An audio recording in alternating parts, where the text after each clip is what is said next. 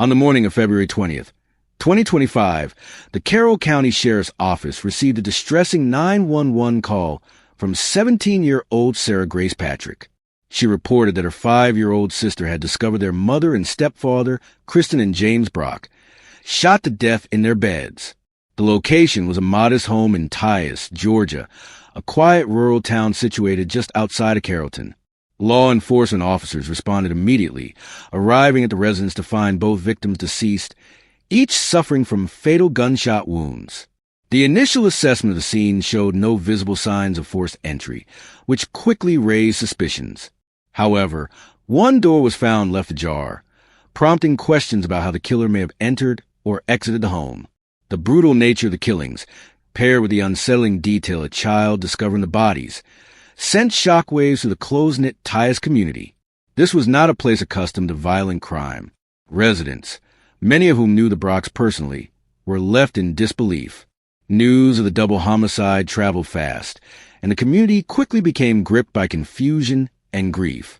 Given the seriousness and complexity of the case, the Carroll County Sheriff's Office called for assistance.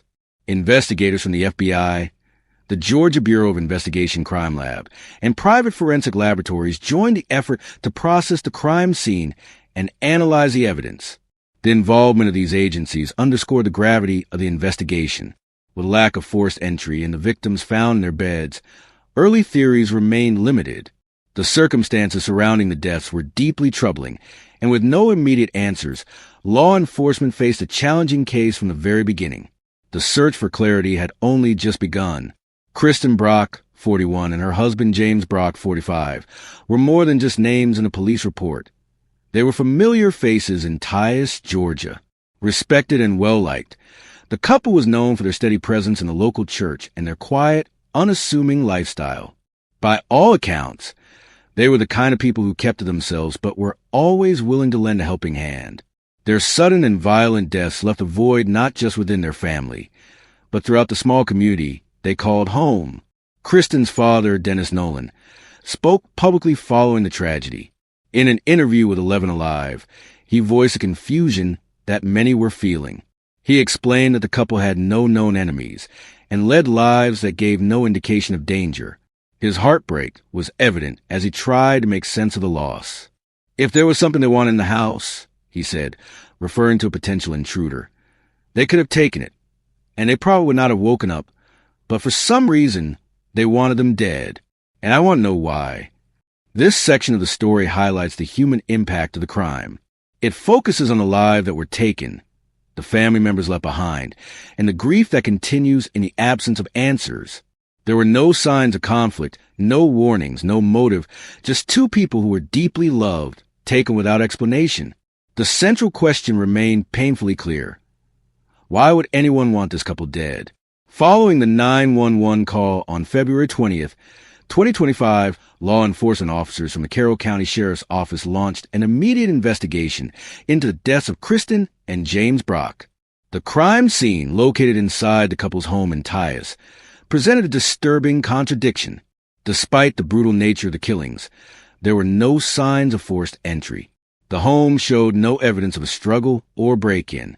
However, one door was found ajar, suggesting a possible exit route and raising further questions about how the perpetrator may have entered or left without detection. With no immediate suspects and an unclear motive, the investigation escalated rapidly. Recognizing the need for specialized support, the Sheriff's Office enlisted assistance from multiple agencies, including the FBI, the Georgia Bureau of Investigation Crime Lab, and private forensic laboratories. Their goal was to conduct a comprehensive forensic review of the scene, collecting physical evidence that could offer clues.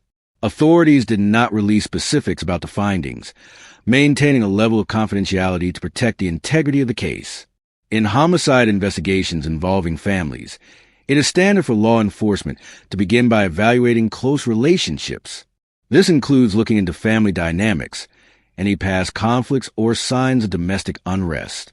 However, no public details initially emerged suggesting turmoil within the Brock household. As a result, the investigation faced a difficult beginning. An apparent double homicide without a clear suspect, no visible break-in, and no known reason for the attack. The scene posed more questions than answers, leaving investigators with a complex and unsettling puzzle. On July 8, 2025, nearly 5 months after the brutal murders of Kristen and James Brock, the Carroll County Sheriff's Office made a startling announcement. During a press conference, officials revealed that 17-year-old Sarah Grace Patrick, the teen who had originally called 911 to report the crime, was now the primary suspect. She had been formally charged with 2 counts of murder and 2 counts of aggravated assault in connection with the deaths of her mother and stepfather. The announcement stunned the Tyus community and gained widespread media attention. Sarah had no prior criminal history and had initially been seen as a witness, possibly even a secondary victim, due to her presence in the home and the traumatic nature of the event.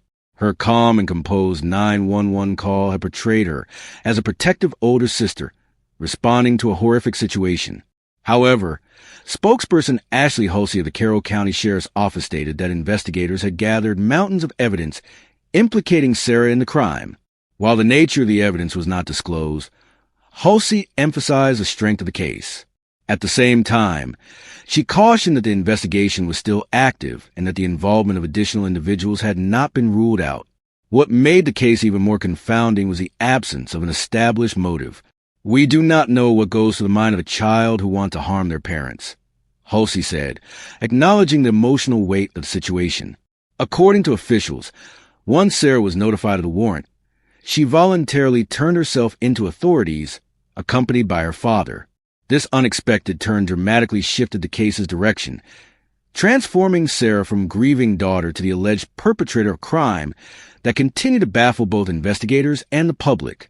Even with formal charges filed and a suspect in custody, one of the most critical elements of the case remains disturbingly unclear: the motive. Why would Sarah Grace Patrick, a 17-year-old with no known history of violence, allegedly take the lives of her mother and stepfather? That question continues to haunt investigators, the community, and surviving family members. During the July 8 press conference, Carroll County Sheriff's Office spokesperson Ashley Hulsey addressed the public's confusion. While she affirmed that mountains of evidence led to Sarah's arrest, she also admitted that no clear motive had been established. "We do not know what goes through the mind of a child who wants to harm their parents," Hulsey stated, highlighting the emotional and psychological weight of the investigation. Authorities have not released any details suggesting a history of abuse, conflict, or external pressure that might explain Sarah's alleged actions. The investigation also remains active, with officials stating that the involvement of other individuals has not been ruled out. No additional suspects have been named, and no new charges have been filed. Investigators have asked anyone with further information come forward, underscoring that key questions remain unanswered. This lingering uncertainty has left the Tyus community unsettled. In a town unaccustomed to violent crime, the case has disrupted the sense of safety and trust that once defined daily life. For the surviving family members, the pain is compounded by the lack of answers. As the legal process moves forward, many hope that the trial will shed light on what truly happened. The documentary closes by acknowledging that while Sarah Grace Patrick awaits trial, the full truth about motive, potential accomplices, and events leading up to killings may not be fully understood for a long time, if ever.